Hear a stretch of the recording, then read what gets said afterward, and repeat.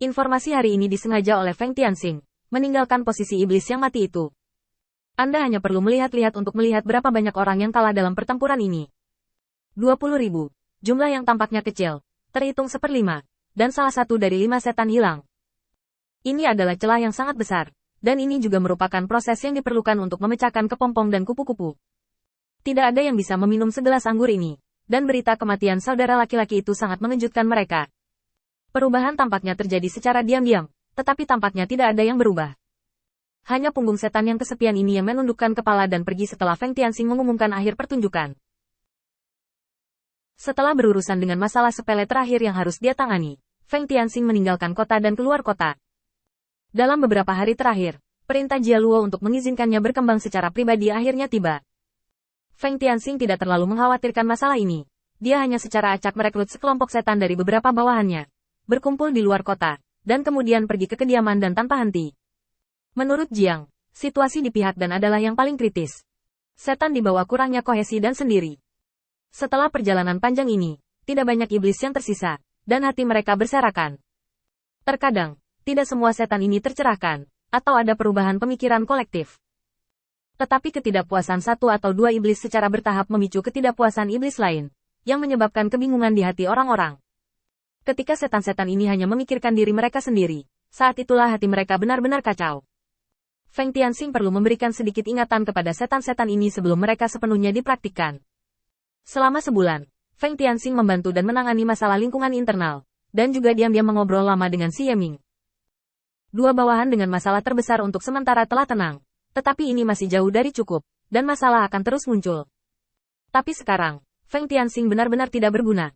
Di antara avatarnya, seseorang ingin memastikan keamanan dirinya yang sebenarnya. Bagaimanapun, ini adalah tempat di mana kekuatan dihormati. Meskipun basis kultivasi tubuh Dewa Petir ini telah meningkat pesat, pada dasarnya hanya tahap akhir dari alam yang mulia, yang tidak cukup untuk menghadapinya. Semua masalah. Klon iblis hampir dibatasi untuk tinggal bersamanya. Setelah Feng Tianxing pergi, avatar manusia kembali langsung ke yurisdiksi Feng Ming untuk membantunya berkembang, dan bahkan menangani konflik dengan sejumlah besar ras manusia yang baru tiba. Pada dasarnya tidak ada kemungkinan avatar manusia pergi, dan Feng Tianxing masih membutuhkan karakter yang dapat menyampaikan pesan kapan saja.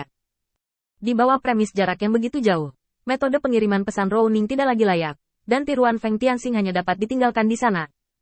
Klon iblis terakhir tinggal di keluarga utara untuk menyampaikan berita. Akibatnya, tidak banyak tempat di mana Feng Tianxing dapat dikirim. Setelah memikirkannya, dia menemukan Borui dan memintanya untuk sering menghubungi beberapa bawahannya untuk memanggilnya. Sebagai sesepuh yang ditinggalkan oleh ayah Feng Tianxing, Borui benar-benar sempurna dalam hal kesetiaan, belum lagi yang lainnya. Setelah menangani masalah internal untuk sementara, Feng Tianxing langsung pergi ke kota Dongyu. Urusan internal belum ditangani, dan tekanan di pihak Jia Luo berangsur-angsur muncul. Baru saja merekrut 30.000 setan, dan sebelum memulai pelatihan, utusan Jia Luo sudah mulai membuat pernyataan tidak langsung, menanyakan apa rencana Feng Tianxing selanjutnya. Terlepas dari apakah ini tujuan Jia Luo atau bukan, itu berarti Feng Tianxing perlu mengambil langkah lain. Setelah sebulan kelelahan, Feng Tianxing tiba di kota Dongyu sehari sebelum janji temu dengan Seliang. Begitu dia masuk, bawahan Kakyu maju untuk melapor. Tuan Hui Feng, kami telah menemukan bahwa memang ada kekacauan setan di kota Dongyu, tapi itu bukan bawahan Song Yi. Feng Tianxing merenung sejenak, dan memesan. Berita itu dirahasiakan. Ingat, siapapun yang membuat masalah di masa depan, itu akan dikatakan sebagai bawahan Song Yi. Prajurit iblis itu mengangguk. Jenderal Kakyu sedang bernegosiasi dengan jenderal lawan, tetapi situasinya lebih mengkhawatirkan. Feng Tianxing melihat kembali keluar kota, merenung sejenak. Kalau begitu aku akan pergi ke Kakyu dulu. Kamu tunggu di toko anggur pertama di gerbang timur. Jika iblis bernama Seliang mendatangiku, ingatlah untuk melindunginya dan membawanya menemuiku. Setelah memberikan semua perintah ini, Feng Tianxing memulai perjalanannya lagi. Baginya, iblis-iblis ini pada dasarnya bukanlah bawahan iblis yang akan dibuang setelah digunakan. Sampai batas tertentu, setan di tangannya sekarang memiliki identitas yang sama dengan murid di tangan Jia Luo. Mereka semua adalah kebangkitan penuh Feng Tianxing di masa depan, dan mereka akan menjadi peran kunci di seluruh pusat kekuatan. Nilai dan peran mereka jauh lebih besar daripada nilai mereka sendiri. Untuk Jia Luo, dia harus menemukan cara untuk menjaga murid saat ini dan mentolerir kesalahan mereka. Ini adalah masalah yang dia tinggalkan saat pertama kali memilih grup. Tetapi untuk Feng Tianxing, tidak akan ada masalah dalam aspek ini, karena ini adalah bawahannya. dan mereka semua adalah iblis yang telah hidup di bawah aturan yang ditetapkan olehnya sepanjang tahun. Yang mereka butuhkan hanyalah sebuah perintah, dan status yang lebih baik daripada mereka sekarang, untuk membuat mereka bekerja dengan sepenuh hati. Keuntungan ini tidak dapat dimanfaatkan sepenuhnya sekarang. Kekuatan Feng Tianxing tidak cukup untuk sejajar dengan Jia Luo. Tetapi orang-orang ini, Feng Tianxing harus menjaga sebanyak mungkin. Sepanjang jalan ke tempat Kak Qiu berada, Feng Tianxing melihat akhir dari perang kacau yang akan segera berakhir. Kak Qiu benar-benar membunuh lawannya sendiri, meski agak sulit. Meski itu adalah pertarungan terakhir yang menentukan, dan pemenangnya bisa ditentukan dengan satu gerakan. Kedua belah pihak menunggu kesempatan terakhir untuk bertarung, jadi mereka terus menyesuaikan diri. Feng Tianxing memandangi bawahan iblis di samping. Apa situasinya? Tentara Mozu kembali.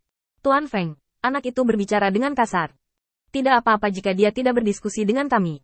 Dia bahkan menghinamu.